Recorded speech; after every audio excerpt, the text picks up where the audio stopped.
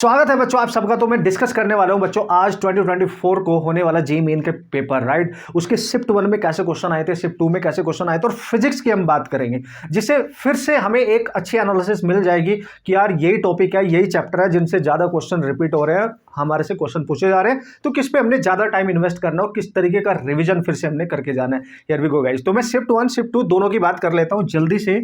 और जैसे कि मेरा जो तरीका रहेगा आपको बताने का बच्चों, मैं बताऊंगा टॉपिक्स के नाम, राइट, क्वेश्चंस कैसे थे, किस टाइप का फॉर्मूला था। क्वेश्चन नहीं करेंगे हम, क्वेश्चन के हमें पता होना चाहिए कि इस टॉपिक से क्वेश्चन आ रहे हैं, ठीक है, जिससे हम अपना समय बचा के इस रिव्यू को देख के देन जाके रिवीजन कर सके और अपना बेस्ट तरीके से उसका यूटिलाइज करें उस समय का, अपना रिवीजन बेस्ट बनाने के लिए। तो शिफ्ट 2 और हम बात करेंगे बच्चों शिफ्ट 2 की और शिफ्ट 1 की, राइट। तो शिफ्ट 2 में देख पा रहा हूं मैं बच्चों, यहाँ पे सरफेस टेंशन अगेन आ गया। देखो हर शिफ्ट में लगभग लगभग एक क्वेश्चन जरूर पूछा जा रहा है। तो सरफेस टेंशन, अगर मैं पहले टॉपिक की बात करूं तो एक सरफेस टेंशन का क्वेश्चन आपको मिल गया है, ठीक है। दूसरा बच्चों अगेन रोलिंग का क्वेश्चन आपको मिल गया है। और सरफेस टेंशन की अगर मैं बात करूं सर किस टाइप का क्वेश्चन आया होगा, भाई उसमें एक बड़ी सी ड्रॉप थी, उसको स्प्लिट किया गया होगा, नंबर ऑफ स्प्लिट्स बनाए होंगे, तो वर्क डन निकालो।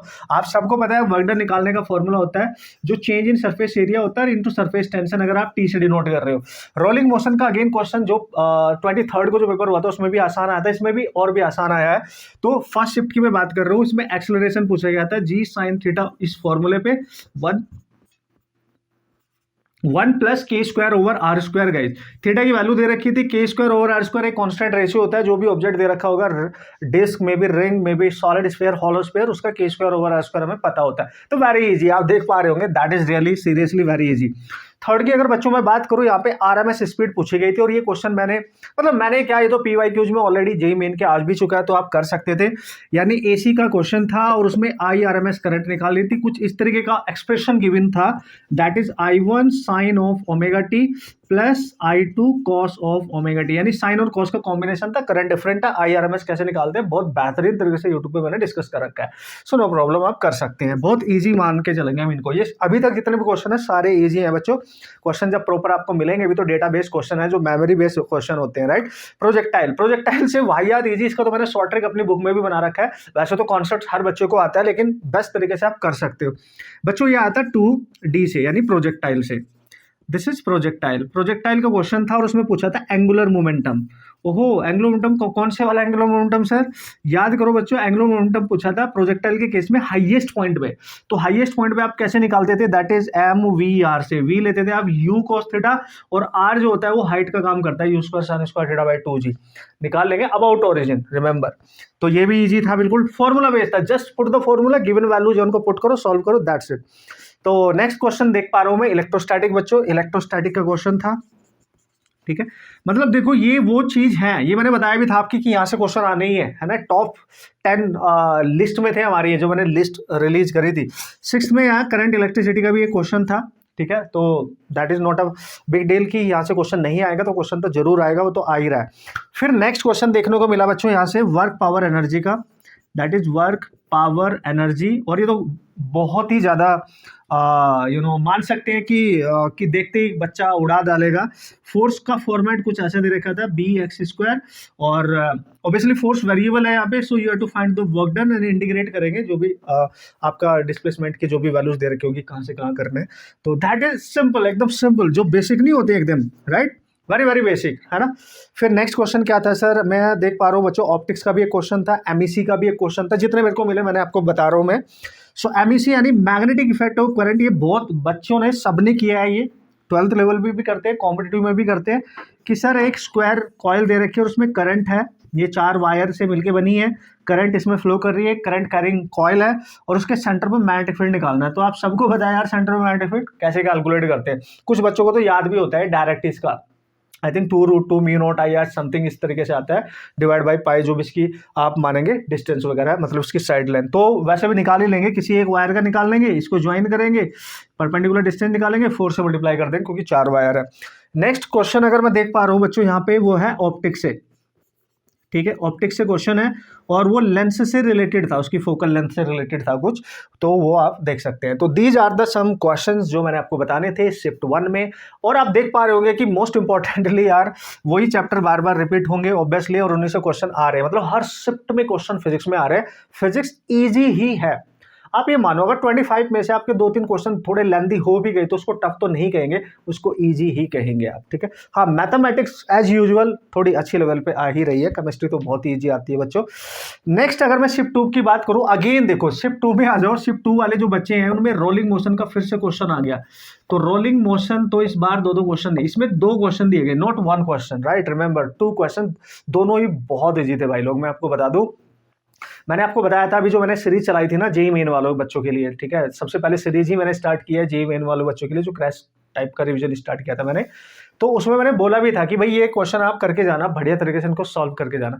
तो एक क्वेश्चन था आई थिंक डिस्टेंस वाला इंक्लाइंड प्लेन पे, रोलिंग से रिलेटेड था, दूसरा एनर्जी वाला था, है ना, काइनेटिक एनर्जी, रोटेशनल और टोटल रोलिंग एनर्जी क्या होती है उससे रिलेटेड। बस 2 क्वेश्चन थे, दोनों ही बच्चा आराम से कर सकता था, तो not a big issue. So next question मैं देख पा रहा हूँ YDSC अगेन। इसमें YDSC वैसे मेरे पास पूरे अभी क्वेश्चन नहीं है, बट जितने भी आपके सामने हैं तो इसमें YDSC का क्वेश्चन आ गया, यानी यंग्स डबल स्लिट एक्सपेरिमेंट। वो भी आराम से आप कर सकते थे अगर आपने थोड़ी सी फॉर्मूला कॉन्सेप्ट की प्रैक्टिस करी होगी, ठीक है सर। नेक्स्ट क्या है बच्चों, नेक्स्ट बच्चों देखो लास्ट ईयर ना मतलब नीट के एंट्रेंस में डायरेक्ट फॉर्मूला बेस्ड क्वेश्चन आता है, इस बार जी मेन में भी आ गया। क्या सर, वो जो तुम 9th क्लास से पढ़ते आ रहे हो, दैट इज G=G m/r², यानी ग्रेविटेशन। तो ग्रेविटेशन, ठीक है, और ये आपका वेव ऑप्टिक्स हो गया, ठीक है, ये आपका वेव ऑप्टिक्स हो गया, अंडरस्टूड। तो डायरेक्ट ही क्वेश्चन दे दिया कि भाई मास सेम है, डायमीटर चेंज कर देंगे तो रेडियस चेंज होगी, तो जी अर्थ का इतना है तो प्लैनेट का कितना होगा, कुछ ऐसे क्वेश्चन था, डायरेक्ट इसी से हो जाएगा। मतलब बहुत ही ज्यादा आप समझ लो, अब मैं क्या बोलूं, आप समझदार है सब बच्चे लोग।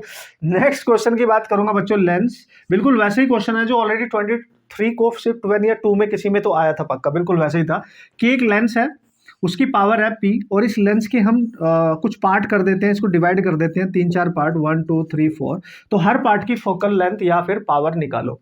तो यार हमें पता है कि जब हम उस लेंस को perpendicular to this axis cut करते हैं तो उसकी फोकल लेंथ चेंज हो जाती है, बट अगर इसी एक्सिस के अलोंग आप कट करोगे, ठीक है, तो वो चेंज नहीं होती है, तो ऑब्वियसली डबल हो जाती है, इनिशियल से डबल हो जाते हैं फोकल लेंथ, उसी के अकॉर्डिंग पावर चेंज हो जाएगी। क्वेश्चन बहुत आसान, मतलब जस्ट पढ़ना है, थोड़ी सी कैलकुलेशन माइंड में करनी है, नॉट इन राइटिंग प्रैक्टिस, तो तब भी क्वेश्चन हो जाएगा, ठीक है। बहुत बेसिक वाला पूछ लिया, मतलब न्यूमेरिकल कुछ ज्यादा करने की जरूरत भी नहीं है, ठीक है सर। नेक्स्ट क्या था, डायमेंशन का अगेन एक क्वेश्चन था बच्चों, और उसमें भी वो वाला था बच्चों, जैसे आप पढ़ते थे ना क्लास 11th में, सबसे पहला क्वेश्चन ही आ जाता था कि check the correctness of this given equation या रिलेशन, उसकी करेक्टनेस हमने चेक करनी है डायमेंशनल मेथड का यूज करके, कुछ वैसा ही क्वेश्चन था, बिल्कुल बोर्ड वाला क्वेश्चन आप मान के चलेंगे। नेक्स्ट की अगर मैं बात करूँ गाइज, तो मैं जल्दी जल्दी बता रहा हूं आपको, जिससे कि आपका समय बताए और आपको जल्दी से टॉपिक पता चल जाए। वेलोसिटी का क्वेश्चन है, एज यूजुअल नॉर्मल क्वेश्चन आया था, यानी 1D से, 1D से भी आ गया, देखो 2D से भी आ गया, आप समझ रहे हो, समझने की कोशिश कर रहे हो। तो 1D से क्वेश्चन आया था कि भाई कोई पोजीशन वेक्टर दे रखा था, time as a function of time 5t² something कुछ होगा, ठीक है, मैं जस्ट एग्जांपल दे रहा हूँ, और वेलोसिटी आपसे पूछी थी किसी टाइम पर, तो भाई पता है आपको velocity is equal to obviously dr/dt आप लिख सकते हैं, dx/dt व्हाटएवर जो भी गिवन होगा, बट बहुत ही सिंपल क्वेश्चन था, मतलब सिंपल डिफरेंशिएशन करना था। हीट ट्रांसफर का एक क्वेश्चन जरूर आया था, एक हीट ट्रांसफर से भी क्वेश्चन था, तो मेरे ख्याल से पहला ये क्वेश्चन है ना हीट ट्रांसफर से हमें देखने को मिला। तो यार शिफ्ट 2 में ये वाले क्राइटेरिया देख लो और इधर ये देख लो आप, है ना, थोड़ा सा इसमें कम क्वेश्चन है, मेरे पास डेटा कम आया है तो मैंने उतना आपको बता दिया है ना। तो बच्चों लेकिन एक आइडिया आपको ऑब्वियसली लग गया होगा कि हाँ सर क्वेश्चन तो ज़्यादा डिफिकल्ट नहीं आ रहे हैं, थोड़े इजी क्वेश्चन आ रहे हैं, तो हम कर लेंगे। तो मेरा कहना अगेन एंड अगेन आप सब बच्चों से यही है कि यार बस बेसिक फंडामेंटल उस अपने एग्जाम के पैटर्न को फॉलो करते हो, क्वेश्चन सॉल्व करो, जितने ज़्यादा फॉर्मूले आप याद रख सकते हो तो उतने ज़्यादा क्वेश्चन आप सॉल्व करके आने वाले हैं। तो that is the main thing, है ना। बाकी ऑल द वेरी बेस्ट, आप मेहनत करते रहें और अच्छे से अपने डाउट भी क्लियर करते रहें, कहीं दिक्कत आती है तो विदाउट एनी हेजिटेशन आप बता सकते हैं बच्चों। जो बच्चा जेईई मेन का है और वो पता चल जाता है बच्चों को कि अप्रैल अटेम्प्ट को फोकस कर रहा है, उसकी परसेंटाइल और अच्छी करना चाहता है, तो जेईई मेन का पूरा रिवीजन हमने करा रखा है, फ्री सीरीज हमारे you can physics YouTube channel पे है बच्चों, आप उसको फॉलो कर सकते हैं और कर क्या सकते हैं उसको करो, आपको ये सारे क्वेश्चन आप कर लोगे, आई गारंटी गाइस, ठीक है, क्योंकि उसमें सारे टॉप मोस्ट चैप्टर मैंने कवर करे हैं विद न्यूमेरिकल विद कॉन्सेप्ट, है ना, न्यूमेरिकल के थ्रू कॉन्सेप्ट को बेस्ट तरीके से। अगर बच्चा कोई गया होगा ना उसको सीरीज को फॉलो करके तो सारे क्वेश्चन वो आराम से सॉल्व कर सकता है। फॉर्मूला लिस्ट भी मैंने दे रखी है बच्चों, अगर उन फॉर्मूला लिस्ट को आप देखोगे सारे फॉर्मूला उसमें मिल जाएंगे। तो मोस्ट सिलेक्टेड फॉर्मूला लिस्ट है, 105 फॉर्मूला है, वो जो पीडीएफ है ना, पीडीएफ आप डाउनलोड करके रखिए, बहुत जरूरी है, ठीक है। बहुत टाइम है आपके पास, होना चाहिए। अगर कंपटीशन को क्रैक करना चाहते हो, जो नीट के बच्चे हैं उनके लिए बहुत अच्छी बात है कि आप जेईई मेन के थ्रू एक बहुत बड़ा स्ट्रगल होता है ये, तो इसके थ्रू आप पास होंगे तो आपको पता रहेगा कि एग्जाम में क्वेश्चन कैसे आ रहे हैं, तो आपके लिए तो बहुत बड़ी अच्छी अपॉर्चुनिटी होती है।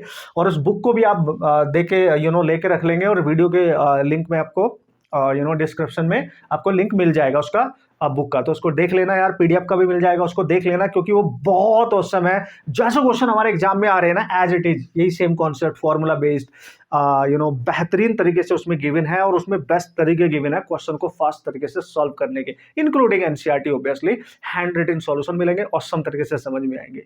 फिर भी कोई दिक्कत आएगी, मैं आपके सामने हूं, आपके साथ हूं, आपकी हेल्प करूंगा हमेशा। ओके बच्चों, मेहनत करते रहे, प्रैक्टिस करते रहे और खुश रहे। All the best.